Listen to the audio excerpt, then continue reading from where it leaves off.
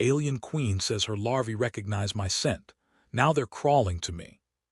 Your pheromonal signature is unusually potent, the Alien Queen murmured, her voice a low thrum that vibrated oddly in the recycled air of the observation deck. Leo clutched the thin standard-issue towel tighter around his waist, feeling ridiculously exposed. Potent?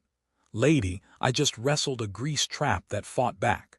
Potent is probably the nicest word for it. He'd been trying to fix the galley's malfunctioning disposal unit, a thankless task involving far too much slime, and had stripped down to his undershirt and shorts before the final, disgusting plunge. He hadn't expected royalty to drop by for a surprise inspection of his half-naked, grease-smeared form. Queen Xylar of the Cathar tilted her head, her movements fluid and unnervingly precise, like a praying mantis made of moonlight and shadows. Her skin held an iridescent sheen, shifting from pearlescent white to faint lavender in the sterile lighting. She was tall, easily a head taller than his own 6 feet, with large obsidian eyes that seemed to absorb all light. Delicate, almost invisible tendrils, finer than spun glass, quivered faintly near her temples. No visible nose, just smooth planes where one should be. Okay, definitely not human, got it. It resonates, she continued, those dark eyes sweeping over him again, lingering perhaps a fraction too long on the towel. The nascent brood, they sense it. They are drawn. Leo swallowed hard. Nascent brood? You mean like little Cathar? Please don't mean space bugs. Please don't mean space bugs crawling towards my potent signature. He mentally added check for alien parasites to his already long to-do list. This diplomatic exchange mission was turning out weirder than advertised. He was supposed to be a glorified mechanic and cultural liaison, fixing their perpetually glitchy atmospheric processors and trying not to offend anyone important. Offending the Queen by smelling like rancid calf sludge and engine grease probably wasn't in the manual. Larvae, she clarified, as if that made it better. They are in the royal creche, of course, contained, but their biosignatures are agitated by you. She took a step closer. The air around her felt distinctly cooler, raising goosebumps on his bare arms despite the regulated temperature. Great. I'm upsetting the royal space bobbies with my BO. He tried for a diplomatic smile which probably looked more like a grimace. Your Majesty, Xylar, right? Look, I'm really sorry if my signature is bothering the kids. I was just fixing the Sludge Master 5000 down in the galley. Her lips, a pale shade of lilac, curved slightly. Was that amusement? Hard to tell with the alien royalty. Sludge Master, smooth, Leo, real smooth. He cleared his throat. The Nutrient Reclamation Unit, sir. Ma'am, Your Highness. He fumbled with the titles. Human military protocol definitely hadn't covered how to address an alien queen who was discussing your smell and her larvae in the same breath. Your designation is Technician Leo Valdez, she asked, ignoring his title salad. Her gaze was disconcertingly direct. Yep, Leo Valdez, Chief Grease Monkey and Accidental Larvae Agitator. Yes, Your Majesty, that's me. He resisted the urge to salute while wearing only a towel. That felt like a special kind of court-martial waiting to happen. The agitation is not negative, Xylar stated, her strange tendrils near her temples pulsed faintly, catching the light. It indicates compatibility, recognition, what your people might term Kalinshar. Kalinshar sounds like a fancy cheese. Leo blinked. Compatibility for what? Fixing more sludge masters. He immediately regretted the sarcasm. Damn it, Valdez, engage brain before mouth. Xylar's expression didn't change, but the iridescence of her skin seemed to deepen, shifting towards violet. Kalinshar is the Sentkin recognition, an instinctive biological acknowledgement, primitive perhaps but effective. She paused, her dark eyes seeming to look right through the towel. It signifies a potential alignment, like for my spine, or oh crap, was she talking about mating compatibility, based on his post-grease strap funk. This mission just went from weird to DEFCON awkward. His heart did a weird little stutter, not entirely unpleasant, which was confusing. Right, alignment, Leo echoed weakly. Well, that's unexpected. Usually my scent just repels bugs, not attracts royal recognition. He tried another smile. This one felt even more strained. Maybe I can just back away slowly, before she asks for a sample. Xyler tilted her head again, a slow, deliberate motion. Your species relies heavily on humor in moments of discomfort, I have observed. Observant lady. It is inefficient. She took another step closer, closing the distance until he could feel the coolness radiating from her more strongly. He could see the incredibly fine, almost crystalline structure of her iridescent skin, the way the light caught the faint, pulsing pathways beneath the surface. They glowed with a soft inner light like bioluminescent veins. Okay, she's weird, but kind of mesmerizingly weird. Efficiency isn't really my strong suit, Your Majesty. Ask anyone who's seen my sock drawer. Shut up, Leo. Her pale lips twitched again. Your assignment protocols state you are to assist my vessel's engineers with atmospheric regulation and interface systems. Yes, ma'am, that's the plan. The plan did not involve discussing my pheromones with the Queen. However, she continued, her voice dropping slightly, your unique biological signature presents an unforeseen variable. Variable. Is that Cathar for problem or intriguing possibility? Please be problem. I assure you, Your Majesty, I showered this morning. It's just the occupational hazards. Kalanchar is not masked by simple cleansing rituals, Technician Valdez, Xyler said. Her gaze flickered down his body again, then back to his eyes. It is inherent. It calls to certain Cathar sensibilities, specifically those of the ruling bloodline during a receptivity cycle. Receptivity cycle? Oh hell no. Leo felt a flush creep up his neck. This was escalating way too fast. He needed clothes. He needed a transfer. He needed a very large bottle of very strong space whiskey. Right, sensibilities. Look, Your Majesty, maybe I should just, get dressed. And then we can talk about atmospheric processors. For the first time, a flicker of something unreadable crossed her features. Surprise, annoyance. Your human modesty protocols are inefficient, she repeated, though the word lacked its earlier conviction, but perhaps prudent given the potency. She finally took a step back, granting him a precious few inches of breathing room. The cool aura receded slightly. Report to Engineering Bay 3 when you are prepared. We will discuss the atmospheric regulators and other variables. She turned, her movements impossibly graceful, and glided out of the observation deck, leaving Leo standing alone, clutching his towel and feeling thoroughly bewildered. Other variables. Oh, this is going to be a long mission. He desperately needed that shower now, and maybe some industrial-strength deodorant, just in case. Leo practically sprinted back to his quarters, showering quickly and pulling on the regulation gray jumpsuit that served as his uniform. It felt blessedly anonymous after the Queen's intense scrutiny. Okay, deep breaths. She's royalty. She probably says weird stuff to everyone. He tried to convince himself, but the memory of her dark eyes and the cool, radiating presence lingered. And the phrase Kalanchar.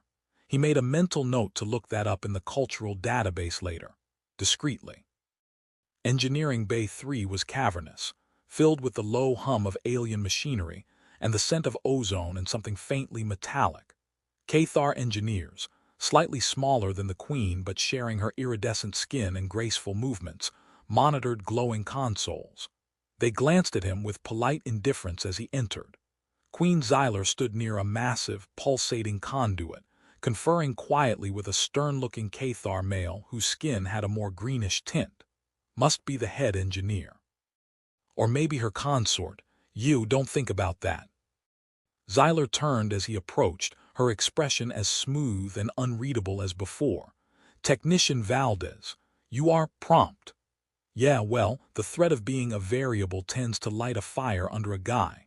Ready to tackle those regulators, Your Majesty, he said, trying to sound professional and completely unfazed by their earlier conversation. The greenish Cathar gave him a sharp, assessing look. The human auxiliary liaison, he stated, his voice deeper than Xyler's with a rougher edge. I am Commander Vorlag, Chief Engineer. Okay, not the consort, good. Pleasure to meet you, Commander, Leo said, offering a hand out of habit before remembering Cathar probably didn't shake hands. He quickly lowered it. Awkward. Vorlag ignored the aborted gesture. Her Majesty informs me you possess unusual biological markers. His tone suggested unusual was synonymous with highly suspicious. Here we go again. Leo forced a smile. Just standard issue human, Commander. Mostly water, carbon, and bad jokes. Xyler intervened smoothly. Technician Valdez's expertise with similar Terran atmospheric systems is why he was assigned. Let us focus on the primary coolant matrix. She gestured towards the pulsating conduit. We are experiencing microfluctuations that defy our diagnostic algorithms. Ah, familiar territory. Something's broken. Leo felt a surge of relief. This he could handle. Mysterious pheromonal compatibility, not so much. For the next few hours, Leo immersed himself in the Cathar technology. It was advanced, elegant in its own way, but prone to illogical failures, much like the tech back home. He worked alongside Vorlag and his team, pointing out potential resonance issues based on human designs, suggesting diagnostic sequences they hadn't considered. Vorlag remained skeptical, his questions sharp, but Xyler watched quietly, her obsidian eyes following Leo's movements. He tried very hard not to notice, focusing on the schematics displayed on a floating holographic screen. Just a job, Valdez, fix the thing. Don't think about the Queen watching you. Don't think about Larvae. He found himself surprisingly comfortable talking shop, the universal language of malfunctioning machinery bridging the cultural gap. See, on our older models, he explained, pointing at a complex junction on the schematic, we get harmonic buildup right here if the thermal bleed wasn't perfectly calibrated. Looks like your system uses bioorganic conduits. Maybe there's a sympathetic vibration issue with the resonant frequency of the core. Vorlag frowned, manipulating the hologram. The bioconduits are self-regulating. They should dampen harmonic resonance. Famous last words. Maybe, Leo countered, but what if the regulation cycle itself is creating a feedback loop, like it overcorrects then undercorrects, setting up a wave? Xyler spoke then, her voice cutting through the technical jargon. Commander Vorlag detected minor energy signatures cycling in that junction. He attributed them to residual field decay. She's been listening closely. Leo glanced at her. She met his gaze steadily. That coolness seemed less pronounced now, replaced by unfocused intensity. Residual decay wouldn't be cyclical, Your Majesty, Leo said carefully. It would fade. This sounds more like a pulse. Maybe the technician's theory has merit, Commander, Vorlag grunted, still unconvinced but clearly unwilling to directly contradict his queen. Run a focused diagnostic on the regulation pulse frequency, he instructed one of his subordinates. As the engineer worked, an uncomfortable silence fell between Leo, Xyler, and Vorlag. Leo shifted his weight, acutely aware of the queen standing only a few feet away. He could almost feel those strange tendrils near her temples twitching. Is she analyzing my scent again, or just bored? He decided to risk a question. So, Your Majesty, this Kalanshar thing, is it common? Might as well lean into the awkward. Vorlag stiffened beside him. Xyler turned her head slowly towards Leo. It is not common between species, she stated calmly. Interspecies, it guides pairing choices, particularly for the bloodlines responsible for propagation. Great. Royal matchmaking pheromones. And it means the larvae, he trailed off, unsure how to phrase it without sounding like a complete idiot. They recognize a compatible biosignature, Xyler explained patiently, as if discussing engine tolerances. A potential guardian or sire figure in archaic terms. Their nascent consciousness resonates with the Kalanshar frequency. She paused. Your frequency is exceptionally clear, strong. Oh, lucky me. Got that premium-grade baby magnet scent. Leo rubbed the back of his neck. Right, clear, strong, good to know. He felt Vorlag's gaze burning into the side of his head. Yeah, buddy, I'm confused too. The diagnostic is complete, Commander, the subordinate engineer reported. The human's hypothesis appears correct. There is a feedback pulse originating from the primary regulator node. Vorleg's expression tightened, but he nodded curtly. Isolate the node, prepare for recalibration. He turned to Leo, a grudging respect flickering in his eyes. Your insight was adequate, human. Adequate. I just saved your fancy space air conditioner. Happy to help, Commander, Leo said dryly. Xyler stepped forward. Technician Valdez, your assistance has been valuable. Perhaps you would join me for the midday nutrient cycle. We can discuss system efficiencies further. Nutrient cycle. Is that Cathar for lunch? And does system efficiencies mean more pheromone talk? Leo hesitated. Part of him wanted to run screaming back to the relative safety of the grease trap. But another part, the stupid, curious part, was intrigued. And maybe, just maybe, a tiny bit flattered by the attention from the impossibly cool, strangely beautiful alien queen. Plus, refusing royalty seemed like a bad career move. Sure, Your Majesty, lead the way. What's the worst that could happen? Famous last words, Valdez.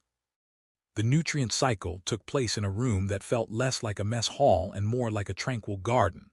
Soft ambient light filtered through crystalline panels in the ceiling, illuminating strange, gently swaying flora in recessed alcoves. Xyler led him to a low, polished table, gesturing for him to sit on one of the contoured floor cushions. Floor cushions. Of course. Leo lowered himself awkwardly, trying not to look like a clumsy ape. Xyler sank opposite him with effortless grace. A small, hovering drone delivered 2 covered bowls. Xyler waved a hand and the covers retracted, revealing colorful goo. One bowl held a swirling mixture of iridescent blues and greens, the other a vibrant orange paste dotted with black spheres that looked suspiciously like caviar. Well, it's not sludge. That's a plus. Cathar sustenance, Xyler explained. Nutrient-rich protein gels and synthesized vitamin spheres. She picked up a delicate, 3-pronged utensil and scooped a small amount of the blue-green goo. Leo eyed the orange paste dubiously. Looks vibrant. Is it gonna vibrate in my stomach? He picked up his own utensil, mimicking her hold. So, system efficiencies, he prompted, hopping to steer the conversation away from larvae and scents. Are there other systems you're having trouble with? Xyler took a delicate bite, her expression unreadable. Many of our systems are ancient, technician. Legacy technology integrated with newer biocircuitry. Compatibility issues arise. She paused, those dark eyes fixing on him again. Much like interspecies relations. Subtle. Leo scooped some orange goo. It tasted surprisingly bland, earthy with a faint citrus tang. The black spheres popped in his mouth with a burst of salty flavor. Not bad, actually. Yeah, compatibility can be tricky, he agreed, chewing thoughtfully.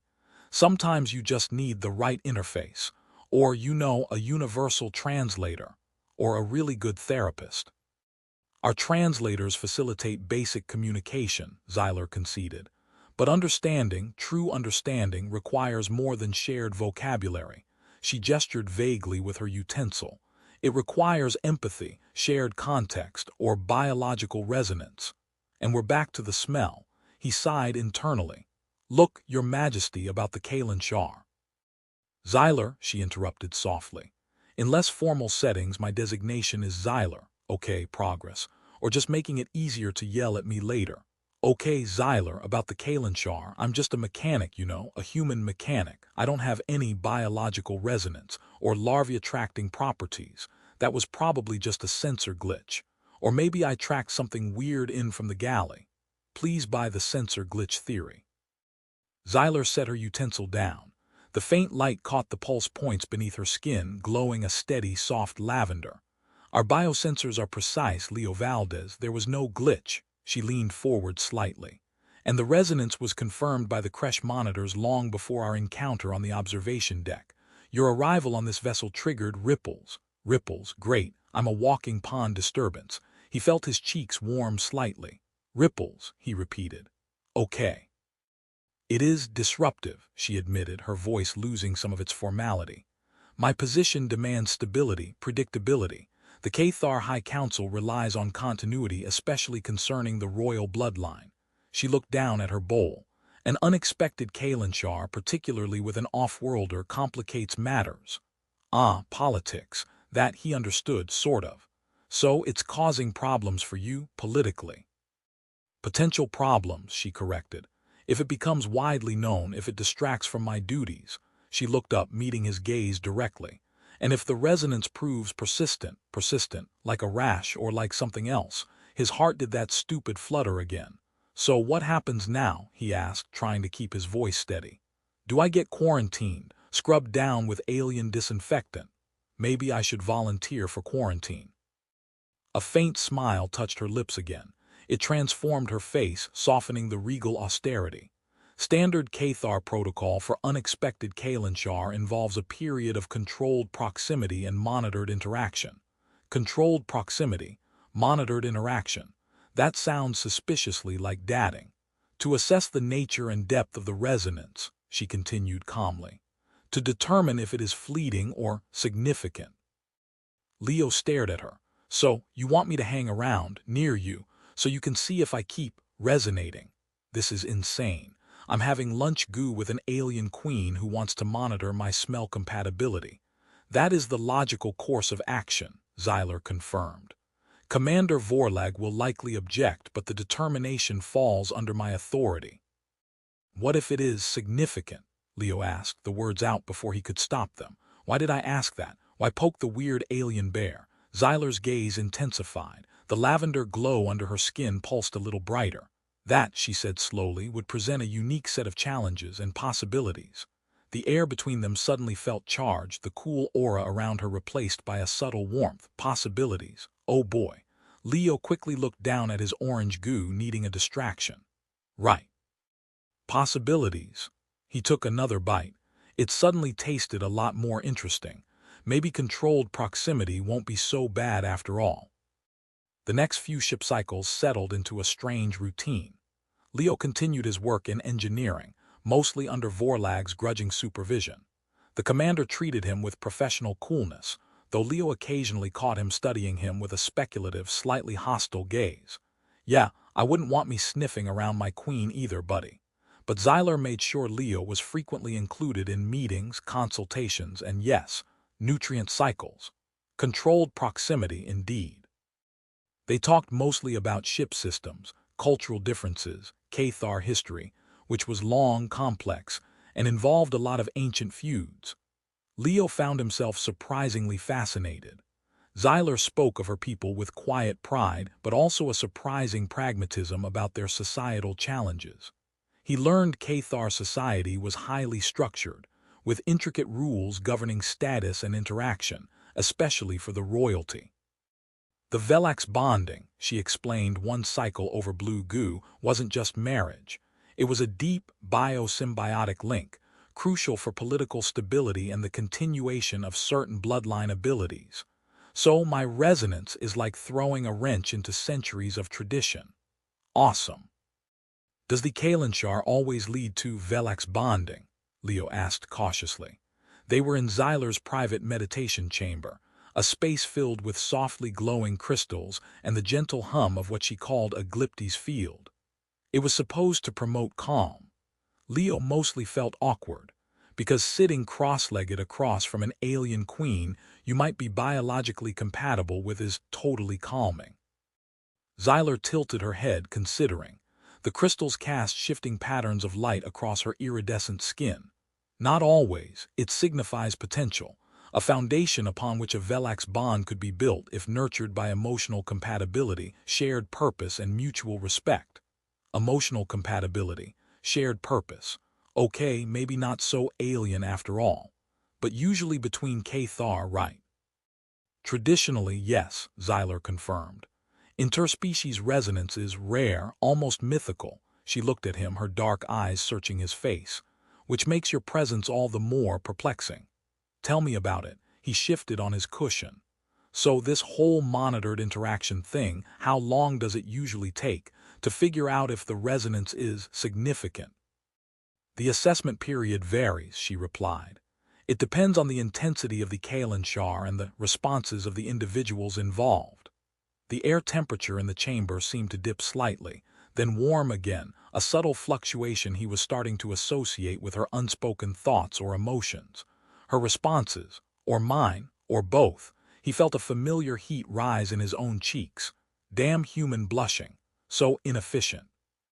Suddenly, a klaxon blared through the ship, startlingly loud in the quiet chamber. Red alert lights flashed, bathing the room in urgent pulses. Xyler was on her feet instantly, her calm demeanor replaced by sharp authority. "Report!" She snapped into a comm panel that materialized from the wall. A panicked Cathar voice crackled back. "Intrusion alert. Unidentified vessel breached docking perimeter. Sector Gamma." Vorlag's voice cut in tight with tension. "Hostile configuration confirmed, Your Majesty. Scanners indicate Vorlak Syndicate markings." Xyler's eyes narrowed. The bioluminescent pathways under her skin flared, shifting from lavender to a dangerous, pulsing crimson. "The Syndicate, here." Her voice was cold steel. "Impossible. Our route was classified." "Someone leaked it," Vorlag growled. "Defensive shields are holding, but they're attempting to force the docking clamps." Vorlak Syndicate. Sounds friendly. Leo scrambled to his feet. "What can I do?" he asked, feeling useless. This was way above his pay grade. Xyler glanced at him, her crimson glow softening slightly as her gaze met his. "Stay with me, technician. You are safer here. Safer. Trapped in a glowing box with space pirates trying to break in. Shouldn't we go to the bridge?" "The royal chambers are the most secure location on the vessel," she stated firmly.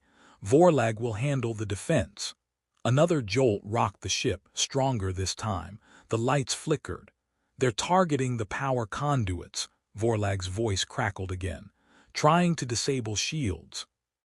Xyler paced the chamber, her movements quick and precise. The crimson light under her skin pulsed erratically. "They know our ship's weaknesses. This is coordinated." She stopped, looking at the Glyptis field generator humming in the center of the room. "Leo Valdez," she said, her tone urgent.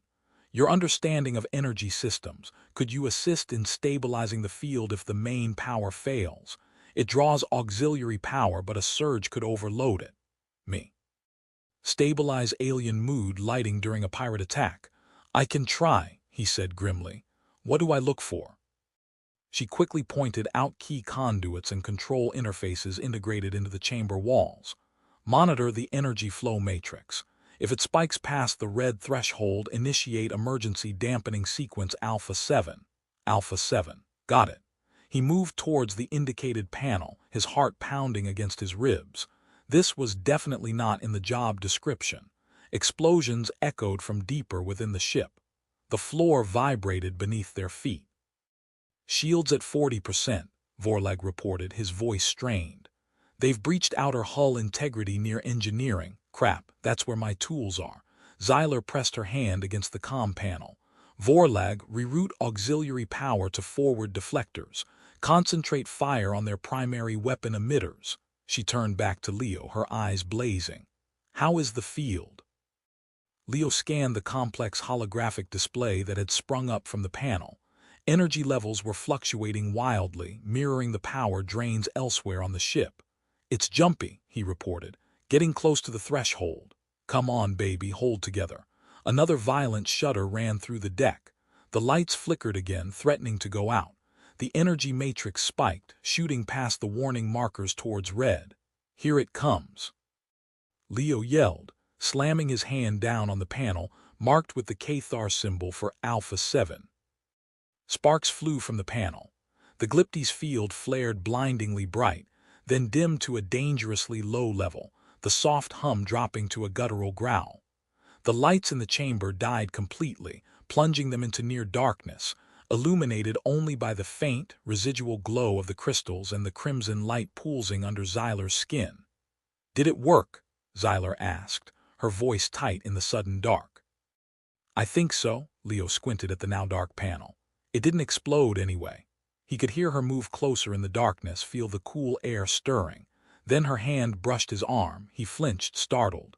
Her skin felt cool, smooth, and surprisingly solid. "Apologies," she murmured. "Spatial awareness is reduced without full illumination. Or maybe you just wanted to touch me." The thought sent a jolt through him, entirely unrelated to the failing power systems. "It's okay," he managed, his voice a little breathless. He didn't pull his arm away. Her fingers lingered for a moment before withdrawing. In the dim, crimson-tinged light radiating from her, he could just make out her face. Her expression was taut with worry, but her eyes, fixed on him, held something else too: awareness. The same awareness he felt buzzing under his own skin. "This is crazy. We're under attack, and I'm having a moment with the alien queen." "Bridge to Queen Xyler," Vorlag's voice, tinny and distant through the backup comms. "We've repelled the initial assault. Their lead ship is damaged and withdrawing." Relief washed through Leo, so potent it left him weak-kneed. Xyler let out a breath, the crimson glow under her skin slowly receding, replaced by the calmer lavender. "Status," she demanded. "Heavy damage to Sector Gamma," Vorlag reported grimly. "Multiple casualties in engineering. Power is unstable but holding. We need to assess structural integrity immediately." "Understood, Commander. I am secure. Prioritize the wounded and damage control." Xyler cut the connection, the silence in the chamber returning, broken only by the low growl of the damaged Glyptis generator. She turned to Leo in the dim light. "You acted quickly, technician. You may have prevented a catastrophic overload. Just doing my job. My suddenly very dangerous job. Glad I could help, Xyler." The use of her name felt strangely intimate in the aftermath of the attack. She stepped closer again, the space between them shrinking. The lavender glow from her skin cast soft shadows on her face. "The Vorlak Syndicate, they are ruthless pirates and smugglers, rivals to my bloodline's authority. This attack was targeted, deliberate." Her voice was low, tinged with anger and weariness. "Someone on my council must have betrayed our position." "I'm sorry," Leo said, meaning it. "Politics sucked, especially when it involved people trying to blow you up." "That's rough." Understatement of the century. She looked at him, her usual regal composure seeming fragile for the first time. "My position isolates me, Leo Valdez. Trust is a rare commodity." Her gaze was intense, searching. "Yet, in a moment of crisis, you remained. You acted." He felt an unexpected pang of protectiveness towards this strange, powerful alien. "We were kind of stuck in here together," he said, trying to lighten the mood, but the joke fell flat. The tension hadn't dissipated with the pirate's retreat. It had merely changed its nature. It was thicker now, charged with adrenaline and something else, something that felt suspiciously like the resonance she kept talking about. "Perhaps," she whispered, her voice barely audible. The lavender light under her skin pulsed, brighter now, warmer. He could feel a faint heat radiating from her, chasing away the usual coolness. It was strangely pleasant. His own heart was hammering again, not from fear this time. "Oh man, this is happening, isn't it?" She reached out, her cool fingers gently touching his cheek. Her touch sent shivers down his spine. It wasn't unpleasant, far from it. "Your biological signature," she murmured, her thumb tracing his jawline. "It flares when you experience strong emotion, fear, determination, concern. So she can literally read my vitals by looking at me. No pressure." He didn't pull away. He couldn't. Her eyes held him captive. "Is that part of the Kalanchar?" he asked, his voice hoarse. "The resonance," she confirmed softly. "It is strongest during heightened emotional states. It calls." Her gaze dropped to his lips, then flickered back to his eyes. The air crackled between them. The damaged Glyptis generator chose that moment to give a final, sputtering groan and die completely, plunging the chamber into absolute darkness, save for the intimate lavender glow emanating solely from Xyler. Well, damn. In the sudden, profound darkness, broken only by her light, the universe seemed to shrink to just the two of them. The attack, the ship, the politics, it all faded away, leaving only the cool touch of her fingers on his skin and the undeniable pull between them. "Xyler," he breathed, the name feeling heavy on his tongue. He wasn't sure what he was asking or saying. He just knew he didn't want her to stop touching him. She leaned closer, her face now inches from his. He could feel the slight temperature difference of her breath on his lips. It wasn't unpleasant, it was intriguing. "Leo Valdez," she whispered back, and the formality was gone, replaced by something raw and questioning. The lavender light intensified, casting her features in stark relief. "Beautiful." alien and undeniably drawn to him just as he was inexplicably drawn to her. He closed the remaining distance, his lips meeting hers in the glowing darkness. Her lips were cool at first, then rapidly warmed under his, soft and surprisingly responsive. It wasn't like kissing a human. It was different, strange, but electrifying. A soft chime echoed faintly, not from a calm, but seemingly from Xyler herself. A low, resonant hum vibrated through her lips, tingling against his. Okay, that's new. He pulled back slightly, startled. What was that? Xyler's eyes were wide, the lavender glow pulsing rapidly. A bioharmonic response, she stammered, looking flustered for the first time since he'd met her. A signal of extreme resonance alignment. She touched her own lips, looking bewildered. It has never happened before. Extreme resonance alignment. Is that Cathar for holy crap? Leo felt a grin spread across his face, despite the absurdity of it all. Good alignment. She stared at him. Then a slow, genuine smile spread across her face, transforming her features into something breathtaking. Very good alignment, Leo Valdez. The lavender light softened, becoming warmer, more inviting. The crisis outside was forgotten. The universe condensed to this single, impossible moment in the dark. He leaned in again, and this time the chime was expected, welcomed, a strange and wonderful counterpoint to the silent conversation happening between them. Maybe this controlled proximity thing has its perks after all. In the cycles that followed the syndicate attack, things shifted. The controlled proximity became less controlled, more chosen. The damage to the ship required extensive repairs, keeping them docked at a neutral starbase for an extended period.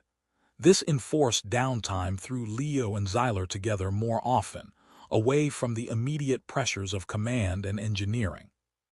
Vorlag watched them with narrowed eyes, his disapproval a palpable force field, but Xyler seemed less concerned with his or the Council's potential reactions. The attack, and Leo's presence during it, seemed to have solidified something within her. They explored the sprawling, multi-species starbase together, navigating crowded marketplaces filled with exotic sights and smells, sharing synthesized nutrient paste at dockside cafes. Leo still preferred the orange goo, and talking. They talked about everything, his life back on Earth, his family, his dreams of opening his own repair shop someday. She spoke of the immense weight of her crown, the isolation of command, the constant political maneuvering required to keep her people safe. Turns out being an alien queen isn't all tiaras and commanding people. He found himself admiring her strength, her intelligence, her hidden vulnerabilities. And the Kalen Shar. It was definitely still there, a low hum beneath the surface of their interactions, flaring whenever their hands brushed accidentally, or their eyes met across a crowded concourse. The air around her still held that fascinating temperature variance, sometimes cool and calming, other times radiating a warmth that drew him closer. One evening, sitting on a balcony overlooking the starbase's nebulae-dusted docking bay, Xyler grew quiet, the distant lights reflected in her dark eyes. "Leo," she began, her voice soft, "we need to discuss the implications of this resonance." The implications talk, never fun," he braced himself. "Okay, shoot." She turned to face him, the faint starlight catching the iridescent sheen of her skin. "The Kalen Shar between us is undeniable. My biosensors confirm it daily. The Kresh monitors indicate the nascent brood remains attuned to you, still with the larvae. Okay. And the bioharmonic response, it signifies a depth of compatibility rarely seen even among Cathar." "So it's significant," Leo stated quietly. "Not a question." She nodded, her expression serious. "Very, which presents the challenges I foresaw," she hesitated. "A Velax bond, Leo, is permanent. It changes both individuals on a biological level. It links consciousness, shares sensory input to a degree. Whoa, shared senses. Like if I stub my toe, she feels it. That sounds intense." "It is," she agreed. "And traditionally, it is the foundation of Cathar leadership succession. A queen's bonded mate shares her burdens, her authority, and ensures the continuation of the bloodline." She looked away towards the swirling nebulae. "My council already fears my unconventional methods. Bonding with an off-worlder, a human, they would see it as a betrayal, a weakening of our heritage. It could incite rebellion, give credence to factions like the Vorlax Syndicate. So bonding with me could start a civil war. Great. He felt a knot form in his stomach. Xyler, I don't want to cause problems for you or your people. She turned back, her gaze piercing. And yet the resonance exists. The Kalinshar calls. To ignore it feels wrong, incomplete. She reached out, her cool fingers tracing the back of his hand. The now familiar tingle spread up his arm. There is also the matter of Cathar physiology, Leo. Our reproductive cycle is tied intrinsically to the Velax bond. Compatibility, the kind signified by Kalinshar and the bioharmonics, is essential. Reproductive cycle. Right, he swallowed. You mean? Cathar do not reproduce casually, she explained, her tone clinical but her eyes holding his. The bonding process initiates specific hormonal and bioenergetic shifts necessary for conception and gestation. The nascent brood in the creche, they are the potential of the next generation, awaiting the final catalyst of a confirmed Velax bond to fully develop. She paused. My current state of receptivity, amplified by the Kalinshar with you, puts biological pressure on my system. It seeks completion, as in baby-making completion. With me, his mind reeled. Human Cathar bobbies, was that even possible? But we're different species, Xyler, biologically. How could that even work? Our science indicates potential compatibility, surprisingly, she admitted, a faint lavender flush rising on her cheekbones. Terran DNA shares certain archaic markers with the Cathar genome, dating back to theorized common panspermia seeding events eons ago. It is not guaranteed but possible. The Kalinshar suggests our systems recognize that potential. Panspermia seeding. Shared markers. My high school biology teacher never mentioned this. He stared at her, trying to process the implications. This went way beyond awkward attraction. This was about potential interspecies offspring and galactic politics. This is a lot, he said finally, running a hand through his hair. Way more than fixing atmospheric processors. Xyler nodded gravely. I understand your hesitation, Leo. The consequences are significant for both of us, for my people. She withdrew her hand, though the warmth lingered on his skin. I do not ask for a decision now, but the resonance, it grows stronger. My body prepares itself according to its biological imperative. We cannot ignore this indefinitely. Biological imperative, great. My body mostly has imperatives involving pizza and naps. He looked at her, at the mix of regality and vulnerability in her eyes. He thought about the syndicate attack, the shared danger, the surprising connection they'd forged over nutrient goo and engine schematics. He thought about the strange, cool touch of her skin, the warmth that bloomed when she was near, the unexpected chime of her pleasure. It was insane. It was complicated. It was potentially disastrous. But the thought of walking away, of ignoring the call she spoke of, felt strangely empty. Okay, he said slowly. Okay, Xyler, we don't ignore it, we figure it out together. A brilliant smile lit up her face, chasing away the shadows. The lavender glow under her skin pulsed with warmth. Together, she echoed, her voice filled with hope. The figuring it out part involved Xyler cautiously initiating a Cathar ritual known as the Centera Exchange. Not a full Velax bond, she assured him, but a preliminary step. A way to test the deeper compatibility without triggering irreversible biological changes or political upheaval. It involved sharing bioresonant energy within the repaired Glyptis chamber. Sounds, tingly.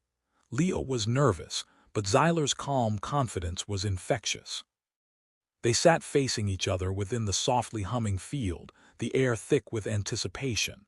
Xyler instructed him to place his hands on glowing crystal nodes set before him while she did the same opposite him. Clear your mind, Leo, she murmured, her eyes closed. Focus on the connection between us, the resonance. Easy for her to say. My mind is currently a mixed tape of what the hell am I doing? And please don't let me short-circuit the queen. He took a deep breath and tried to focus, picturing Xyler, the cool touch of her hand, the warmth in her smile. Slowly a warmth spread from the crystals into his hands, up his arms. It wasn't unpleasant. It felt like warm honey, energy flowing into him. Across from him, Xyler's bioluminescent pathways glowed brightly, shifting through hues of lavender, rose, and gold. He felt a strange sense of presence. Not just Xyler sitting opposite him, but her thoughts, her emotions, brushing against his own consciousness like silk.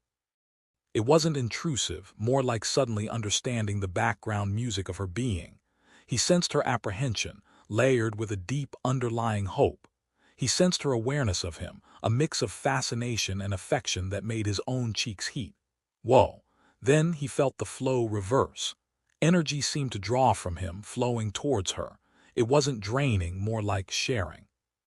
He felt a flicker of her regal authority, the weight of her responsibilities, but also her curiosity about his world, his feelings. And beneath it all, that undeniable Kalinshar, a thrumming bass note connecting them. Xyler gasped softly, her eyes flying open. They locked with his. In that moment he saw himself reflected in her dark pupils, but also felt an echo of her perception of him, strong, steady, unexpectedly resonant. The connection intensified, a feedback loop of shared energy and nascent understanding.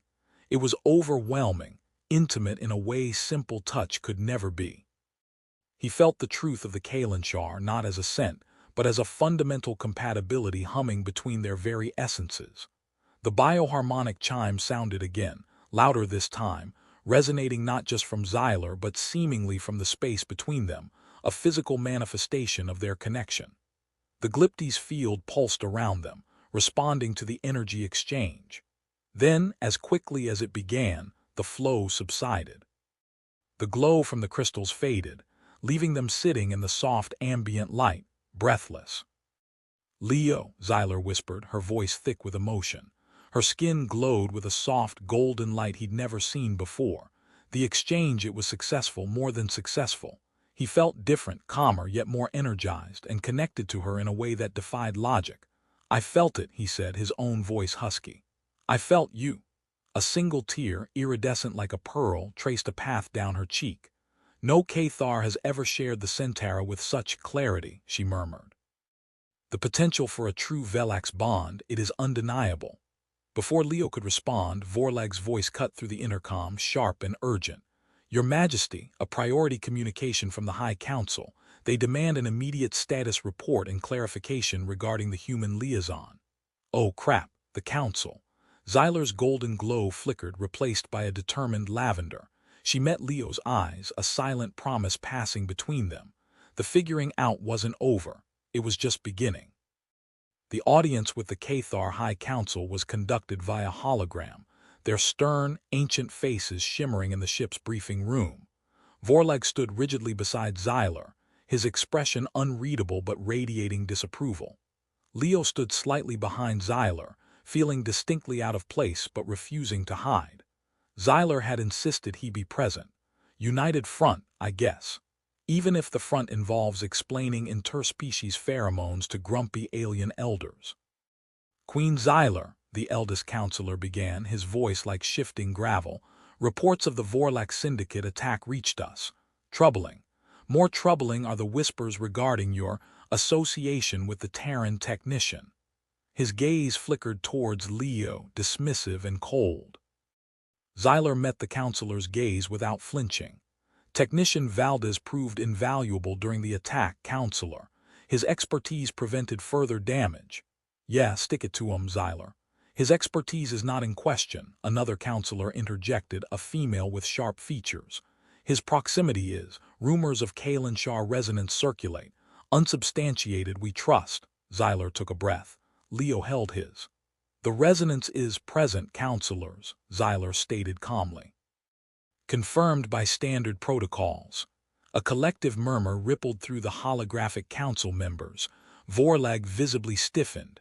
"Here we go." "Present," the elder snapped. "Resonance with an alien, a primitive mammal, this is unprecedented, unacceptable." "It is unexpected," Xyler corrected smoothly, her voice gaining steel. "But it exists." The Centaur exchange confirmed a significant compatibility. More murmurs. The sharp-featured female leaned forward. "You performed the Centaur with him." Her tone was incredulous. "This is a dangerous path, Your Majesty. The stability of the bloodline." "The stability of the bloodline relies on strength and truth," Xyler interrupted, her voice ringing with authority. The lavender glow under her skin pulsed. The Kalinshar is truth. The compatibility is truth. To ignore it would be the greater danger. She glanced back at Leo, a fleeting look of reassurance. He met her gaze, trying to convey support he wasn't entirely sure he felt. This is way over my head. This resonance, the elder demanded. What are its implications for succession? Xyler paused, choosing her words carefully. The biological imperatives associated with Kalinshar are active. The potential for a Velax bond exists. Chaos erupted among the holograms. Shouts of impossible, treason, abomination echoed in the room. Vorlag looked like he was about to physically restrain Xyler. Leo felt a surge of anger. Hey, she's the queen, show some respect. Xyler raised her hand, silencing the council with sheer force of will. I have not made a decision regarding the bond, she stated clearly. But I will not dismiss the possibility simply because it defies tradition. Leo Valdez has proven his worth, his courage, and his resonance. She looked directly at the elder. The Cathar people face threats from the syndicate and perhaps from within. Strength lies in adaptation, not blind adherence to the past. The elder counselor stared at her, his ancient eyes narrowed. This path courts disaster, Queen Xyler. The syndicate will use this perceived weakness. Your own people may question your judgment. Proceed with extreme caution. The transmission ended abruptly, leaving Xyler, Leo, and Vorlag in silence. Vorlag turned to Xyler, his face tight with fury. Your Majesty, this is madness. You risk everything for an alien. I risk everything by ignoring a fundamental truth of our biology, Commander, Xyler countered sharply. The resonance is real. His presence strengthens my connection to the Kalinshar, perhaps even enhancing my own abilities. Did you not feel the difference during the Centera? Vorlag opened his mouth, then closed it, unable to deny the surge of energy they had all felt emanating from the Glyptis chamber. He turned his glare on Leo. This changes nothing, human. You are a disruption. A danger. Tell me something I don't know, buddy. Maybe, Leo said quietly, meeting the commander's hostile gaze, but I'm not leaving her to face this alone. Xyler placed a hand on Leo's arm, her touch both a comfort and a declaration.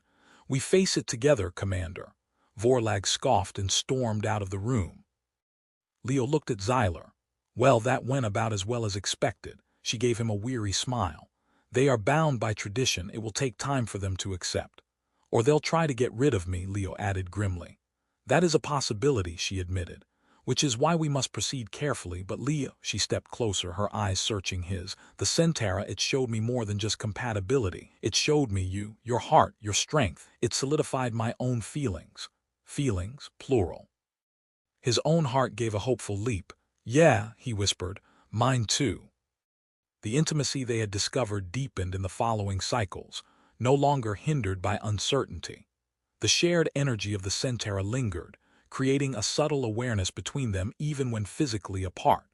He found he could sometimes sense her mood, a wave of calm when she meditated, a spike of irritation when dealing with stubborn officials, a surge of warmth when her thoughts turned to him. It was unnerving and wonderful all at once. The Kalinshar was no longer just a confusing pheromonal signal. It felt like a tangible cord connecting them. The physical attraction was still potent, the air crackling when they were close, but now it was underscored by a profound emotional connection. They hadn't repeated the kiss since the Glyptis chamber incident, both aware of the weight such intimacy now carried, but the longing was a constant presence. One ship evening, they found themselves alone on the observation deck again, staring out at the star-strewn void. The awkwardness of their first encounter there seemed a lifetime ago. Remember when you told me my pheromonal signature was unusually potent? Leo asked, smiling. Xyler turned, a soft smile playing on her lips. I believe my assessment remains accurate. The lavender glow under her skin was warm and steady. It still calls to the creche, he asked, half joking. Still weird thinking about space bobbies sensing me. Their attunement remains, she confirmed. They sense the potential bond. They await resolution. She stepped closer, her gaze intensifying. Leo, the biological imperative, it grows stronger. My body, it calls for the completion the Kalinshar promises, for the Velak's bond. He met her gaze, his breath catching. The Council's threats, Vorlag's hostility, the sheer impossibility of it all seemed distant.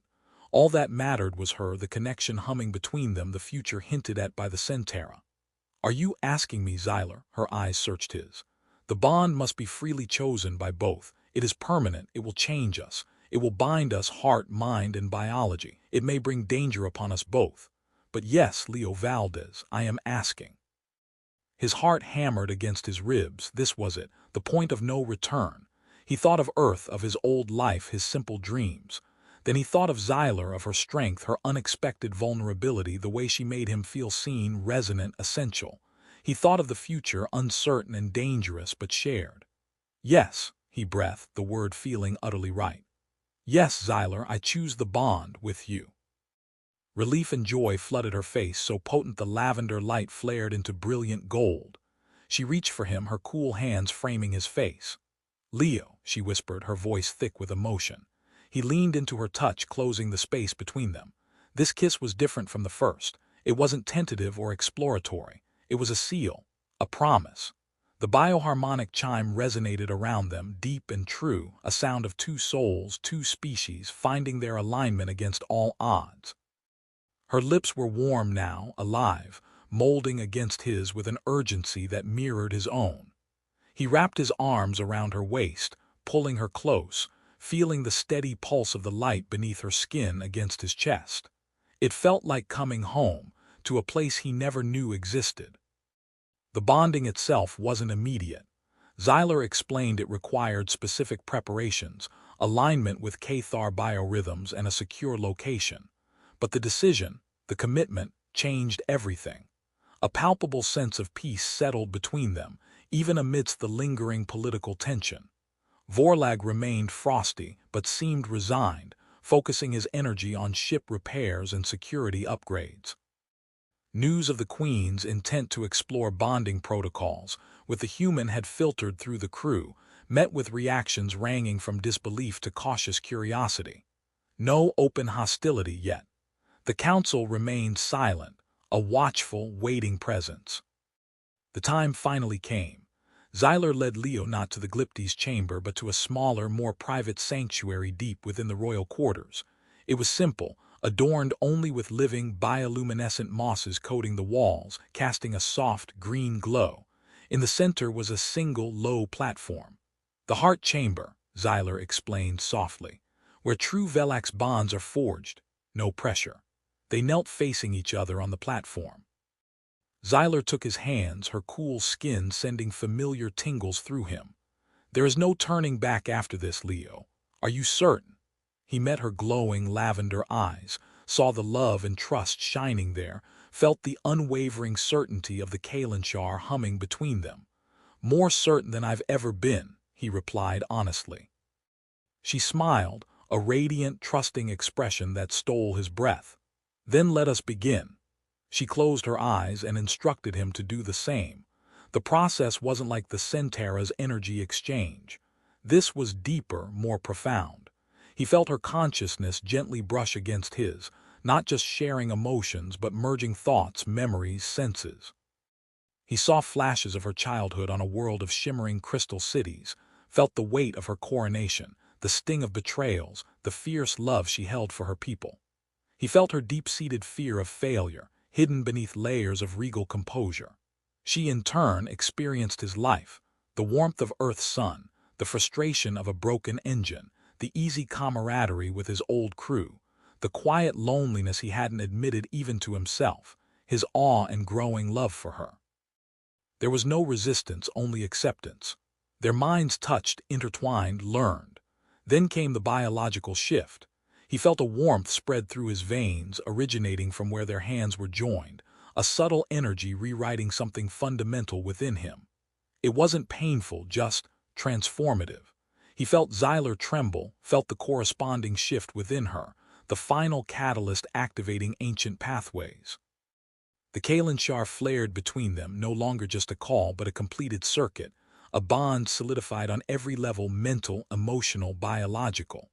The bioharmonic chime filled the chamber, sustained and powerful, a song of union. When they finally opened their eyes, the world looked subtly different, sharper, brighter.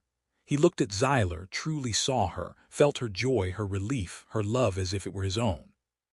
The lavender glow of her skin now held golden threads, mirroring the subtle energy shift he felt within himself. "Leo," she breathed, her voice filled with wonder. "My bonded." "Xyler," he replied, his voice thick. "My queen, my bonded." The titles felt right, earned. They stayed in the heart chamber for a long time, simply existing in the shared space of their new reality. The sensory bleed was subtle but undeniable. He could feel the cool smoothness of the platform beneath her knees as well as his own, taste the faint metallic tang of the recycled air as she breathed it. It was intimate beyond anything he could have imagined. Later, exploring the physical aspects of their bond was a journey of discovery. Her Cathar physiology, once alien, now felt like a natural extension of their connection. The temperature fluctuations of her skin became a language he understood: cool calm, warm affection, intense heat signaling arousal that resonated directly within his own body. Her bioluminescent pathways pulsed in time with her heartbeat, a visual rhythm he found mesmerizing, flaring into vibrant displays during moments of passion. The incompatibility he had once worried about dissolved. Their differences didn't hinder intimacy, they enhanced it, creating a unique blend of sensation and connection. The bioharmonic chime became a familiar, cherished sound, echoing their mutual pleasure. It was strange, wonderful, and utterly theirs. Their return to the main ship functions was met with quiet observation. The crew sensed the change, the solidified bond radiating from their queen and her human consort. Vorleg even offered a stiff, formal nod of acknowledgement, perhaps sensing the undeniable shift in power and stability the completed bond represented. The High Council sent a terse message acknowledging the accomplished bond, adding a warning about vigilance against the Syndicate, who would surely see this union as provocation. The danger hadn't vanished. If anything, their bond made them a more significant target, but now they faced it together. Leo stood beside Xyler on the bridge as they prepared to leave the starbase, no longer just a technician but her partner, her bonded mate. He caught her eye, sharing a silent thought of reassurance and love across the space between them. She smiled back, the golden threads in her lavender glow pulsing warmly. "Okay, so maybe Larvae crawling towards me wasn't the weirdest thing after all," he thought, a familiar sarcastic humor bubbling up, now tinged with affection. "Turns out, having a queen who literally glows for you, shares your senses, and makes weirdly pleasant chiming noises has its perks, even if space pirates and grumpy elders are still on the agenda." He felt the faint, expectant stir from the royal creche, miles away but now subtly connected through the bond. Right. Almost forgot about the larvae. He squeezed Xyler's hand, one challenge at a time,